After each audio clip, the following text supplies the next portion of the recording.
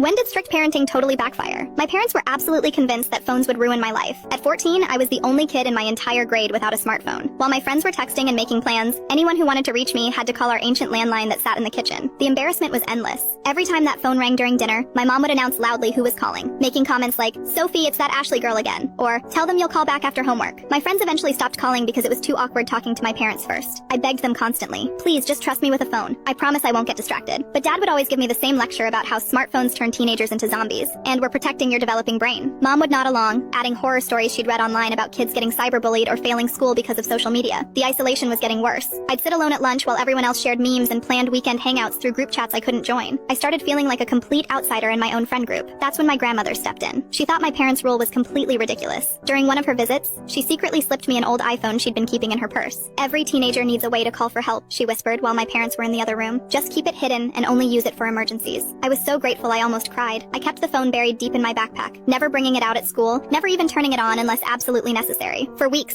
it just sat there like a security blanket I never had to use. Then one Tuesday night changed everything. I was lying in bed around midnight when I heard a weird scraping sound coming from downstairs. At first I thought it might be our cat, but the noise was too deliberate, too rhythmic. I crept to my bedroom window and looked down at our backyard. A man in dark clothes was trying to pry open our sliding door with some kind of tool. My heart started pounding so hard I thought it might wake up the whole house. I ran to my parents' room and shook my dad's shoulder frantically. "Dad, wake up! Someone's trying to break in!" He groaned and barely opened his eyes. "Sophie, go back